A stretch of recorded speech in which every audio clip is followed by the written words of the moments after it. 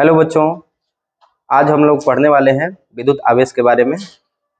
आज की क्लास बहुत ही इंटरेस्टिंग होने वाली है। तो चलिए बच्चों शुरू करते हैं। आवेश क्या है? आवेश की अगर हम बात करते हैं तो आवेश क्या होता है कि आवेश किसी पदार्थ का वह आंतरिक गुण है जिसके थ्रू वह चुंबकीय प्रभाव और विद्युत प्रभाव को दिखाता है। उदाहरण के तौर पर अगर देखा जाए बच्चों कि प्रायः क्या होता है कि एबोनाइट की छड़ को लेकर के बिल्ली की खाल से अगर रगड़ा जाता है तो यहाँ पे एबोनाइट की छड़ पर एक विशेष प्रकार का आवेश उत्पन्न होता है और एनिमल फर यानी जो बिल्ली का खाल है उस पर भी क्या होता है, आवेश उत्पन्न होता है। जब इनको समीप लाया जाता है तो ये आकर्षित हो जाते हैं एक दूसरे के साथ। और ये क्यों होता है बच्चों? तो आवेश के कारण होता है। एक और एग्जाम्पल के थ्रू अगर इसको देखते हैं कि प्राय होता क्या है कि अगर बालों में हम लोग कंघी को रगड़ करके और अगर कागज के छोटे छोटे टुकड़े के समीप लेके जाते हैं तो ये कागज के छोटे छोटे टुकड़े ये आवेश के कारण क्या होते हैं, आकर्षित हो जाते हैं। हाँ, इसे क्यू से हम लोग सूचित करते हैं। आवेश को प्राय हम लोग किसे सूचित करते हैं बच्चों? क्यू से सूचित करते हैं। और यह एक अदिश राशि होती है और इसका जो मात्रक होता है बच्चों वो कूलम होता है। इसका जो मात्रक है वो क्या होता है? कूलम होता है। आपने प्राय देखा होगा कि जब भी हम लोग पेन को भी बालों में रगड़ करके और छोटे छोटे कागज के टुकड़ों के समीप लेके जाते हैं तो वो कागज के टुकड़े जो है आकर्षित हो जाते हैं। तो ये जितना भी बच्चों आकर्षण का गुण होता है या प्रतिकर्षण का जो गुण होता है वो आवेशों की वजह से होता है। तो ये इसीलिए कहा गया है कि यह क्या होता है, तो किसी पदार्थ का आंतरिक गुण होता है जिसके कारण उसमें विद्युत तथा चुंबकीय प्रभाव उत्पन्न होते हैं। अब देखिए, आवेश अगर उत्पन्न होते हैं तो आवेश के कितने प्रकार होते हैं बच्चों? तो आवेश दो प्रकार के होते हैं। एक होता है आपका धनावेश और एक होता है बच्चों आपका ऋण आवेश।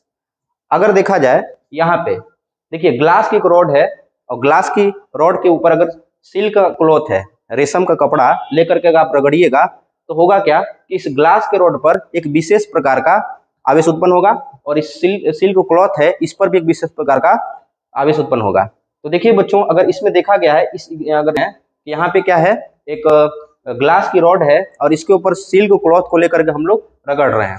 तो सिल्क क्लॉथ को रगड़ने के बाद क्या होता है कि ये जो कांच की छड़ है इसके ऊपर धन आवेशित उत्पन्न हो जा रहा है। तो बच्चों यहीं पे देखा गया कि प्रकार ये जो है आवेश जो है बच्चों दो प्रकार के होते हैं, धन आवेश और ऋण आवेश। यहाँ पे देखिए एबोनाइट की छड़ पर ये बिल्ली की खाल को अगर रगड़ा गया है तो एबोनाइट की छड़ पर ऋण आवेश उत्पन्न होता है और एनिमल फर जो है, जो बिल्ली की खाल है, उस पर धन आवेश उत्पन्न होता है।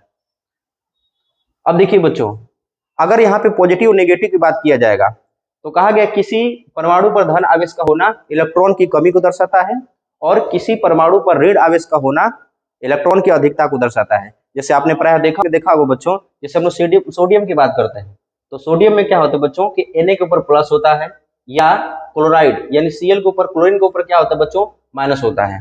तो इस केस में क्या होता है, Na प्लस यानी सोडियम 11, यही ना होता है बच्चों, परमाणु क्रमांक 11 होता है और यहाँ पे क्या हो गया, एक की कमी हो गई यानी इसमें से एक इलेक्ट्रॉन निकल गया है, डिफिशियंसी ऑफ इलेक्ट्रॉन। यहाँ पर एक इलेक्ट्रॉन क्या हो गया बच्चों, निकल गया है। क्लोरीन की बात करेंगे तो क्लोरीन में जनरली क्या होता है बच्चों, 17 होता है, लेकिन यहाँ पर एक नेगेटिव चार्ज आना है, इसका मतलब क्या होगा कि यहाँ पर एक इलेक्ट्रॉन इसके अंदर बढ़ गया है। एग्जाम्पल के तौर पर आप मैग्नीशियम की बात कीजिएगा तो मैग्नीशियम बच्चों यही होता है कि मैग्नीशियम के ऊपर आपने देखा होगा 2+ होता है। इसका मतलब इसकी जो टेंडेंसी होती है वो 2 इलेक्ट्रॉन को त्याग करने की, 2 इलेक्ट्रॉन को निकालने की।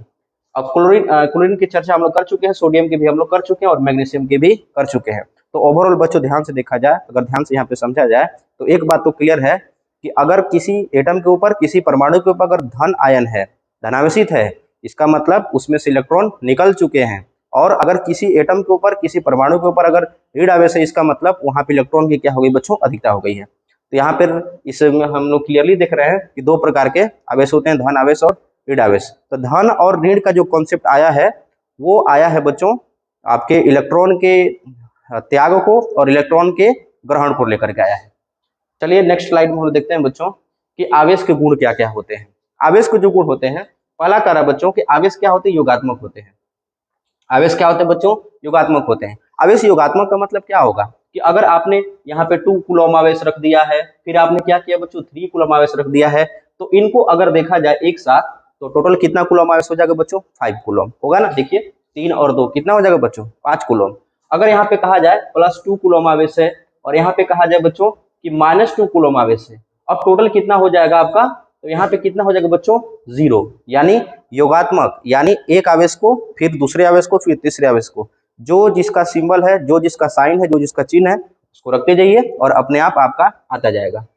पहला हो रहा है बच्चों आवेश योगात्मक होते हैं, ठीक है। इसके बाद कह रहा है कि आवेश संरक्षित होते हैं। संरक्षित होने का मतलब क्या है कि आवेश नया कोई उत्पन्न नहीं होता है और न ही कोई आवेश नष्ट होता है। होता क्या है कि अगर कहीं पर भी किसी भी एटम के ऊपर अगर कोई पॉजिटिव हुआ है या किसी भी पदार्थ के ऊपर अगर कोई धन आवेश आया है तो जाहिर सी बात है बच्चों कहीं ना कहीं ऋण आवेश जरूर उत्पन्न हुआ होगा। तो ये क्या होता है कि आवेश सिर्फ स्थानांतरित हुआ है, ये नया कोई उत्पन्न नहीं हुआ है। तो आवेश इसीलिए क्या कहते हैं बच्चों, संरक्षित होते हैं। इसके बाद क्या करें बच्चों, आवेश क्वांटीकृत होते हैं। क्वांटीकृत का मतलब क्या होता है, क्वांटीकृत का मतलब ये होता है कि जब भी आवेश का स्थानांतरण होता है, जब भी आवेश किसी को दिया जाता है या कोई आवेश अगर त्याग करता है या कोई आवेश ग्रहण करता है तो उस केस में एक होल नंबर होता है, एक पूर्ण संख्या के रूप में होता है। अगर हम बात करें बच्चों आवेश की सबसे सूक्ष्म आवेश क्या होता है, तो सबसे कम आवेश, सबसे जो न्यूनतम आवेश होता है उसको हम लोग ई से डिनोट करते हैं। किससे करते हैं बच्चों, ई से। और इसकी वैल्यू कितनी होती है, तो 1.6 इंटू 10 कितना होता है बच्चों, -19 कूलम होता है ना। यानी इसका कहने का मतलब ये है बच्चों कि इससे छोटा अब आवेश उत्पन्न नहीं होता है। ये सबसे छोटा यूनिट है आवेश का, सबसे छोटा सूक्ष्मतम मान है आवेश का। अब इससे छोटा आवेश संभव नहीं है, तो ये इतना वैल्यू होता है। इसको किससे हम लोग डिनोट करते हैं बच्चों, ई से करते हैं। तो क्वांटिवीकृत का मतलब क्या होता है कि जो ई है, यानी जो इतना जो वैल्यू है वो क्या होता है बच्चों, होल नंबर के फॉर्म में होता है। जैसे हम कह सकते हैं 1e हो जाएगा, क्या कह सकते हैं बच्चों, 2e हो जाएगा, 3e हो जाएगा, है ना, 4e हो जाएगा। बट 1.5e नहीं हो सकता है, 1.6 नहीं हो सकता है, यानी फ्रैक्शन पार्ट में नहीं हो सकता है। जब भी होगा ये होल फॉर्म में होगा। तो वही कह रहा है बच्चों की जो चार्ज का जो स्थानांतरण होता है, जो चार्ज का जो ट्रांसफॉर्मेशन होता है वो क्या होता है, हमेशा और हमेशा एक पूर्ण गुणज के रूप में होता है। इसी को हम लोग कहते हैं बच्चों क्वांटीमीकरण या क्वांटीकृत, ठीक है। अच्छा, यहाँ पे n किसको डिनोट कर रहा है, तो n होता है बच्चों नंबर ऑफ इलेक्ट्रॉन्स, है ना, यानी इलेक्ट्रॉनों की संख्या को व्यक्त कर रहा है। और e किसको बता रहा है बच्चों, तो e जो होता है वो आवेश की सबसे सूक्ष्मतम यूनिट को दर्शा रहा है, जिसकी वैल्यू इतना होता है 1.6 इंटू 10⁻19 कूलम होता है। और ये चार्ज बच्चों, अब देखिए आगे की स्लाइड में हम लोग देखेंगे कि कुछ इस पर बेस्ड न्यूमेरिकल है। जैसे क्वेश्चन में पूछा गया है कि 1 कूलम आवेश में इलेक्ट्रॉनों की संख्या ज्ञात करें, यानी 1 कूलम आवेश है। तो देखिए जब भी हमें करना होता है तो सभी न्यूमेरिकल में पहले हम लोग डेटा को पुट करते हैं। तो क्या कहा है बच्चों कि 1 कूलम आवेश, तो 1 कूलम आवेश का मतलब क्या, ये किसकी वैल्यू दे रखा है बच्चों, क्यू की वैल्यू दे रखा है। कितना कूलम, ये 1 कूलम है, ठीक है।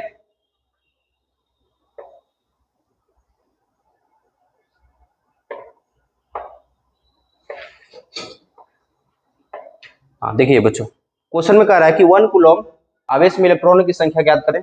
तब इलेक्ट्रॉन की संख्या अगर आपको बताना है तो यहाँ पे Q की वैल्यू जो गिवन है वो कितना दे रखा है बच्चों, आपका 1 कूलम, ठीक है। इलेक्ट्रॉनों की संख्या कह रहा है, इसका मतलब आपसे n की वैल्यू पूछ रहा है कि n की वैल्यू बताइए। तो बच्चों फॉर्मूला आपके सामने है, अभी थोड़ी देर पहले जैसे बताया था।